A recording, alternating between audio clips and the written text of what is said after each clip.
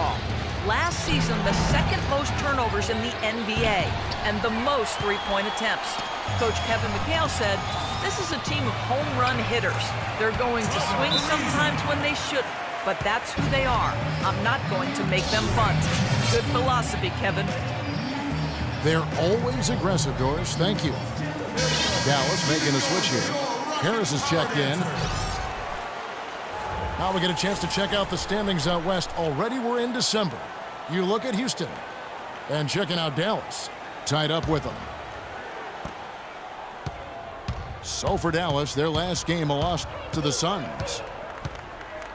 And that result was no surprise, Clark, because they played very loose with the ball that night. Yeah, they were carefree. Footloose and fancy-free with the ball, doesn't get it done. And how often do we see it, Steve? The team that loses the turnover battle loses the game.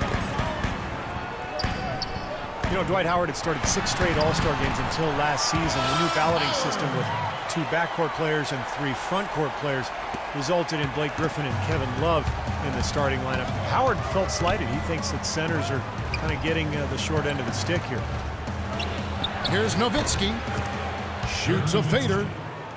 Nice spin off the left rim and in. Nowitzki's got 4 points in the quarter.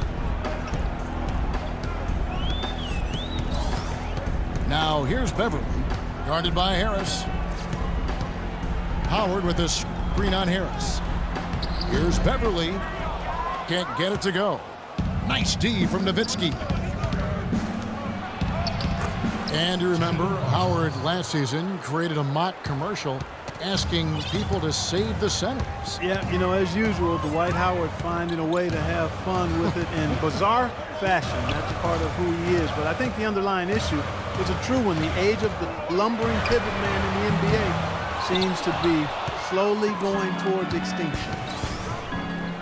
You know, not only is the game neck and tight, but the rebounding battle is too. Extremely close on the board. Yeah, both teams have really put in a terrific effort down low. Parsons dishes to Nowitzki. Out of bounds. Houston takes possession. Well, among the centers and power forwards of the NBA, these are the players with the softest touch around the bucket. Some terrific shooting percentages for the big men. Third is Tyson Chandler. And, of course, Dwight Howard. You know, it's one thing to be able to create high-quality shots for yourself, but you still have to finish. And there's no doubt all those guys can do both. Yeah, every sentence needs a period. It's one thing to get the shot off, but you need to finish. You need to take care of business in there. Most of their chances are easy ones. Incredible timing on the alley-oop. He absolutely hammered it down. That's the play we're going to remember when this game is all said and done. Rajon Rondo is checked in for Devin Harris. Now a timeout called by Houston. They came away with the victory in the last meeting, which, by the way, was also in this building. Yeah, and in that matchup, it was a really aggressive game. And I thought the foul trouble that resulted was really the difference in the game.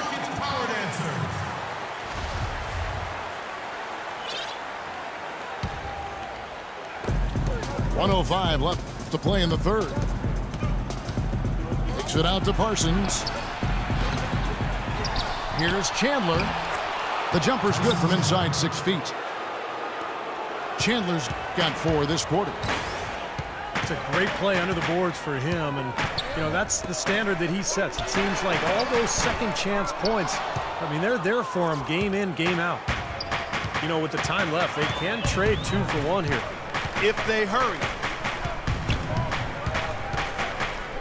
The drive by Rondo. Clock at 6. Parsons for 3. And the miss by Parsons. This touch has disappeared on him this quarter. He just hasn't been able to get it going.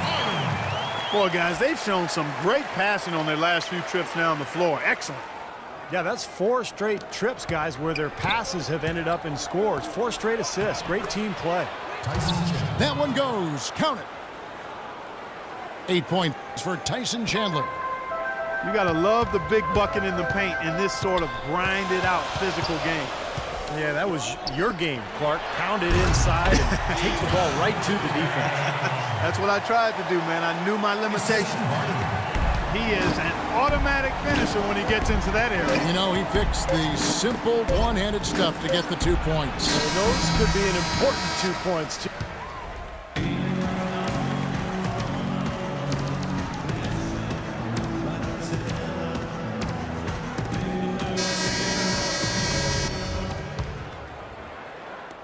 Mavericks trail by 3. On the floor for Dallas. Jefferson out there with Aminu. Then there's J.J. Barea. And it's Chandler. And it's Rondo in at the point guard. Now Chandler inside. And a foul called on the shot. Got him on the way up that time, so he'll shoot 2 right here. Well, we've all seen what Tyson Chandler can accomplish when healthy, and that is some kind of force. Yeah, you know, maybe the best stretch of his career was at the start of the decade, a 2011 title with the Mavericks. 2012, he got a gold medal in London and was the Defensive Player of the Year in the league. And in 2013, an All-Star. I mean, that's a pretty strong 3-season run. He tries for 3. Aminu misses. Here's Harden. No one around. He lays it in. Harden's got 19 points. He's played an important role in their offense today, guys. Without him, they may not be in the league. Well, Tyson Chandler has battled injury throughout his career. He had the bulged disc in his neck that hindered him for parts of last season. And I think that was a big reason for the Knicks' struggles. It's Harden with the drive. Knocked loose. Ariza kicks to Howard. It's rebounded by Dallas. Excellent. Really solid job, actually, by the defense to get in his way as he was going up for that one. And that's out of bounds. Dallas will retain possession. Look at Chandler, and when he's healthy, he's a terrific rim protector inside. And pretty good finisher around the rim, too, offensively. He's excellent as a screener in pick and rolls. It'll be interesting to see if he can get back to that peak level. Catching up on the changes for Dallas. Dirk Nowitzki, he's checked in for Aminu. Chandler Parsons comes in for Richard Jefferson. And it's Ellis in for J.J. Barea. Now a timeout called by Houston. You know, there's always a little hesitation with newly formed, star-loaded teams, and you wondered if the Rockets would click early last year. They did, and ended up with the 4 seed out west.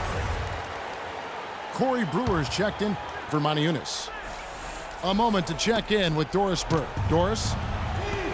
Thanks, guys. I was able to hear Kevin McHale coaching his team during that break. He said, we are this close to finishing them off, but the job is not done yet, and I don't want to see any let-up out there.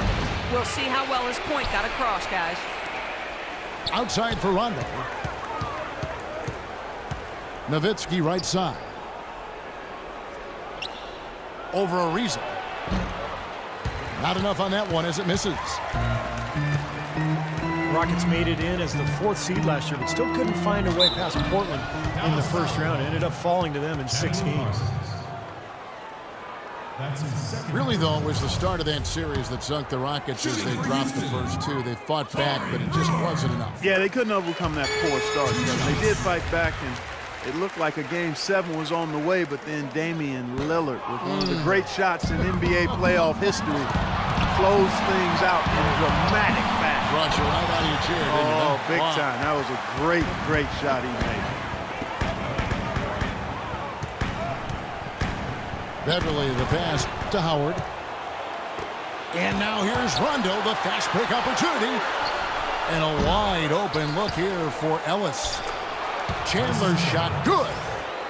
He was the first one to react to that miss. Excellent anticipation on his part. A hustle play on the putback by him. Now a timeout called by Houston.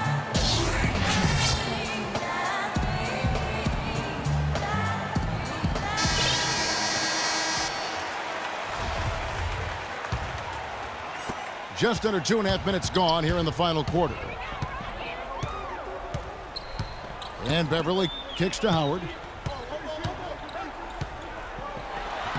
Somehow ignores the tight D and gets the layup. Howard's got 23. Dallas calls timeout.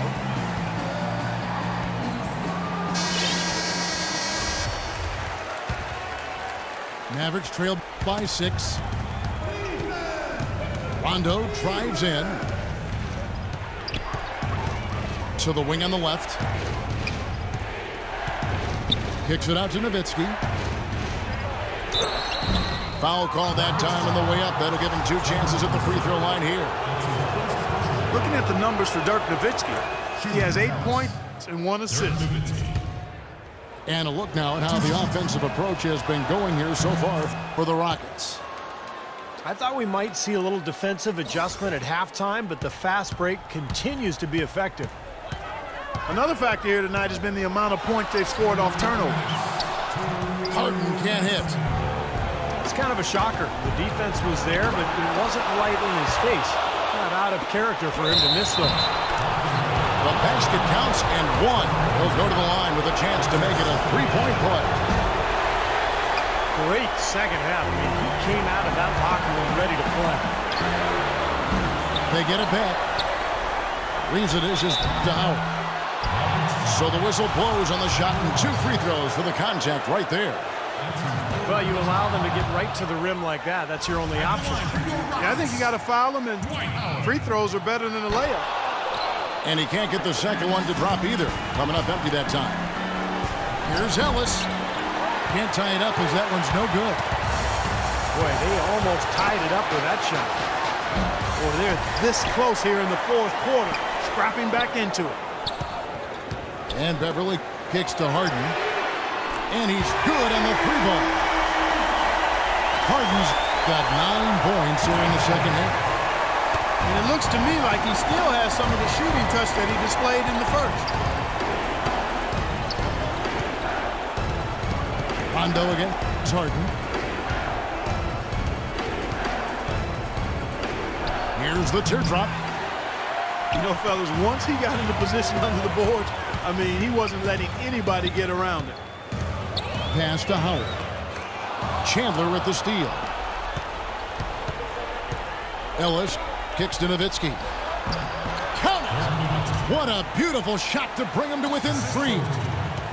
I love it when a player like this shakes off a poor first half and comes back strong like he has, showing a lot of confidence in his game. Howard setting the pick for Harden.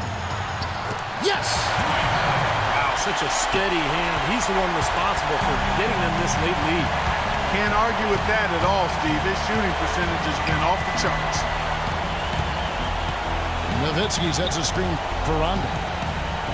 He feeds it to Nowitzki. Rondo passes to Parsons. Just 5 to shoot. Off target from the wing. Very poor shot selection there, guys. That's his first personal foul. 3rd team. And he cannot get the first one to drop. Tough one to miss. Trevor Ariza. So he comes up empty at the line. Here's Nowitzki. Ellis wide open. And he's way off from outside. And so they foul intentionally.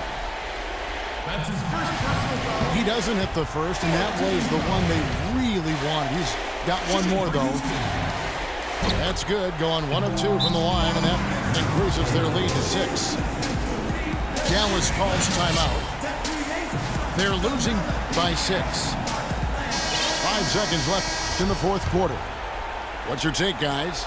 Well, they can game plan all they want, but there's not enough time left for them to come back and win this game. Yeah, I'm not quite sure exactly what they think they're going to pull off here. He's so reliable. You know, his offense seems to be consistently there for this team. And now we've got the intentional foul. That's his 4th personal foul. And the first of 2, no good. Heartbreaker. At the line for your Rockets, James Harden. And he ends up making the second, and that gives them a 4-point cushion. Dallas calls timeout. Guys, your thoughts? This game's over, Kevin. It's out of reach. I'm not sure why they took that timeout. There's no way they can score 4 points in less than half a second.